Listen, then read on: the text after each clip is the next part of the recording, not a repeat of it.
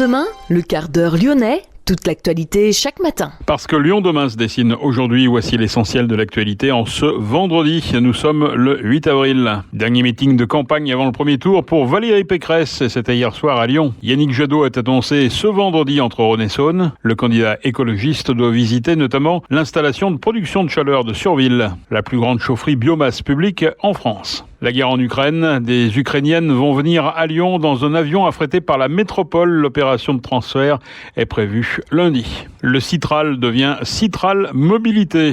Le cirque sur glace de Medrano s'installe à Lyon jusqu'au 1er mai. Dans ce quart d'heure lyonnais, nous interrogerons Raoul Gibaud, le directeur de Medrano, mais également le comédien Gilles Damon, en charge d'assurer les commentaires de ce cirque pour une audiodescription à destination des non-voyants. Match nul pour l'Olympique lyonnais hier sur la pelouse de West Ham, 1-1. Et puis en Euroleague, l'Asvel échoue sur le fil face à Milan, 80-81, des Villeurbanais qui n'avaient plus rien à espérer de ce dernier match. Enfin, une idée de sortie inspirante pour ce week-end, direction la Maison de l'Environnement pour le Festival du Voyage Engagé. Lyon demain, le quart d'heure lyonnais, toute l'actualité chaque matin. Gérald de Bouchon. Bonjour à tous, bienvenue dans ce quart d'heure lyonnais. Les sondages l'accréditent de 10% des voix tout au plus, mais Valérie Pécresse veut encore y croire. La candidate LR a appelé ses électeurs à faire mentir tous les pronostics lors de son dernier meeting hier soir à Lyon. Dans cette campagne qui devait être celle des débauchages, Valérie Pécresse a ironisé. La gamelle macronienne est restée assez peu remplie, dit-elle. Bruno Retailleau, Damien Abad, Michel Barnier ou encore Laurent Wauquiez avaient fait le déplacement hier soir pour soutenir la candidate LR, donnée 4e ou 5e dans les sondages. Valérie Pécresse a passé l'après-midi à Belleville. Elle s'est rendue notamment au domaine de Daniel Bouillat pour répondre aux questions des viticulteurs. La transmission intrafamiliale doit être aidée en étant défiscalisée, a-t-elle lancé. Valérie Pécresse qui a terminé son périple lyonnais à la Guillotière pour rencontrer les riverains et évoquer les questions de sécurité. Valérie Pécresse. Moi, ce que je veux, c'est lutter contre l'impuissance publique. Les Français n'en peuvent plus de cette impuissance publique.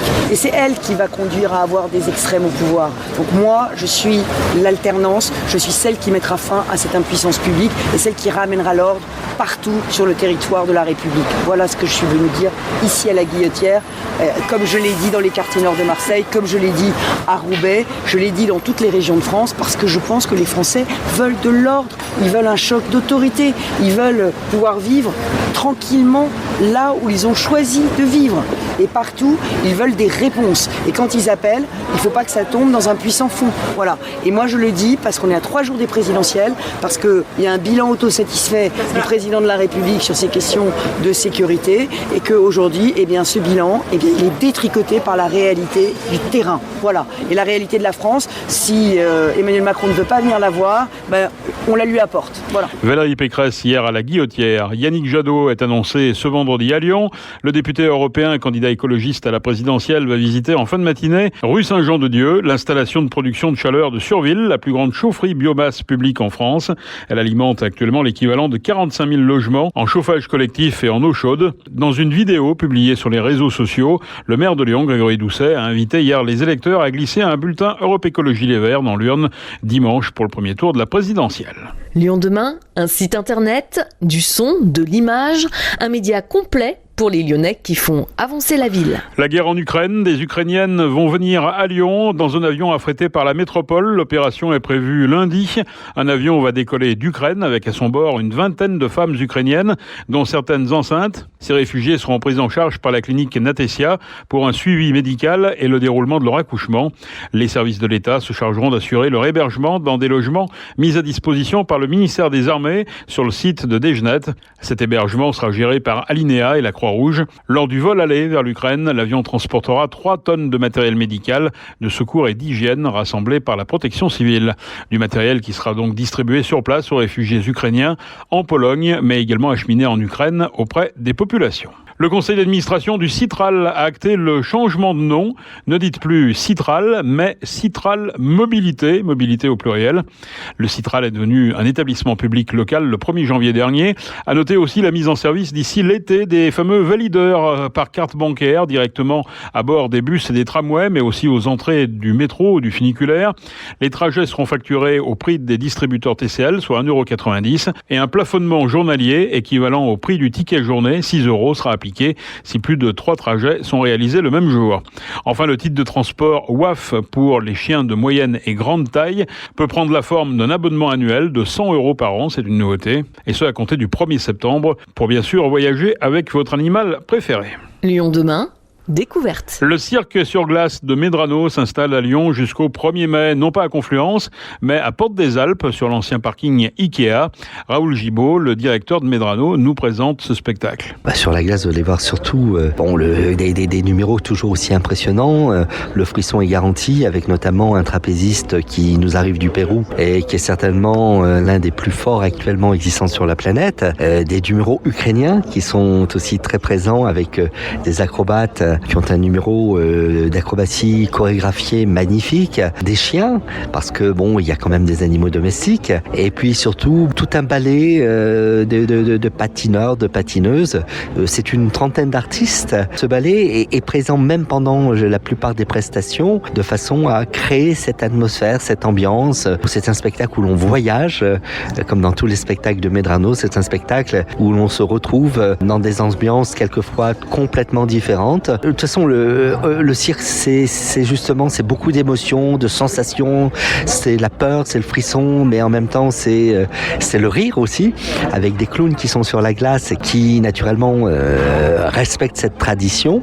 Donc, un spectacle très riche, très varié, novateur, tout en étant très classique. Medrano qui joue la carte inclusive cette année avec un spectacle accessible en audio-description pour une dizaine de séances, autrement dit à destination d'un public aveugle ou non-voyant.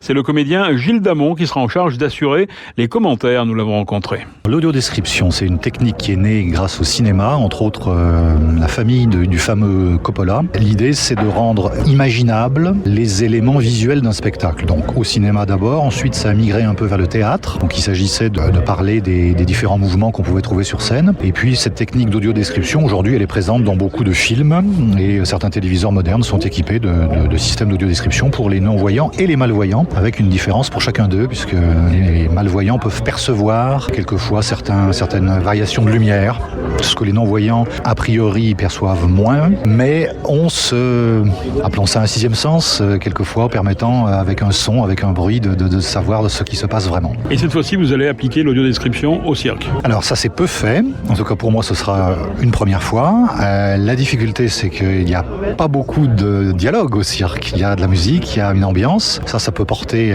la compréhension du spectacle pour les non-voyants. Donc à moi de savoir raconter ce qui se passe sans trop donner d'informations pour ne pas saturer l'attention des spectateurs. Alors ça se passe comment ? Il y a des oreillettes ? Alors chaque personne est équipée d'un petit casque léger, oui c'est des oreillettes, appelons ça comme ça, et c'est un commentaire en direct, un micro permettant de diffuser sur les personnes présentes ce qu'on a décidé de leur raconter par rapport à ce qui se passe en direct.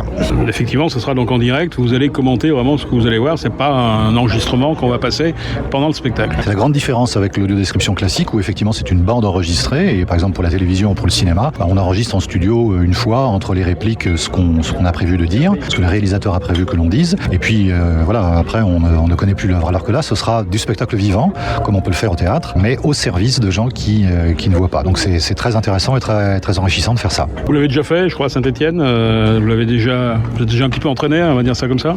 Alors Saint-Étienne, il s'agissait surtout de s'imprégner du spectacle et puis de se rendre compte que effectivement il y avait un certain nombre de choses à dire et d'autres à ne pas dire pour ne pas embêter. Mais c'est un spectacle tellement varié que ça va être un plaisir de le faire. Alors qu'est-ce qu'on dit, qu'est-ce qu'on ne dit pas ? J'étais parti sur...